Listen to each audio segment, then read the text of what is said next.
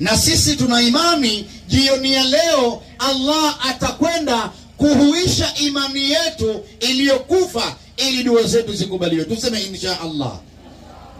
Allah kaileta Qur'ani kwa Mtume Muhammad. Tena Qur'ani ikaja katika kipindi cha sayansi. Qur'ani ikaja karne ya 7. Kama atatokea mwana sayansi, sawa atakayejifanya kapanda juu ya mwezi, basi nabii kapewa muujiza wa kuomba dua mwezi utoke uliko uje ukae mabegani kwake. Tumsalie Mtume katika suratul Qamar. Kama we mwana sayansi utakuja kuelezea solar system, basi tufundishe uwezavyo, lakini huwezi kuielezea solar system kama ambavyo nabii kafundishwa na Mola wake ili aufundishe ummati Muhammad. Allahumma salli wa sallim alayhi. Qur'ani ni shifa, inaondoa matatizo, inaondoa maradhi, inaondoa dhiki, inampa mtu saada, inamuongoza katika njia, inaondoa maradhi ya nafsi. Si hivi tu, inna hadha la fi suhfi al-ula suhfi Ibrahima wa Musa.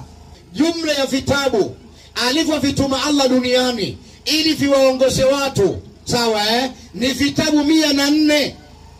Sio vitabu 4 peke yake, ni vitabu 104.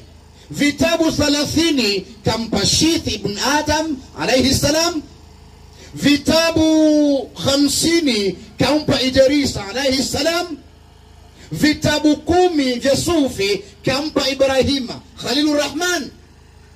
Vitabu 10 kampa Musa ibn Imrana, kisha kamuongezea Taurati.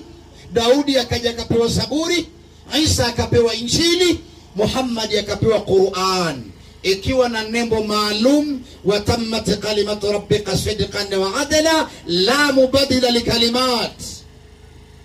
Yamekamilika maneno ya Mola wako na uadilifu, hakuna atakaye badili maneno ya Allah. Qur'ani haijawahi kubadilishwa na haitobadilishwa, na hakuna aliye na uwezo wa kuibadili Qur'ani ya Allah. Ndiyo hii ambayo tunakuja kumuomba Allah jioni ya leo.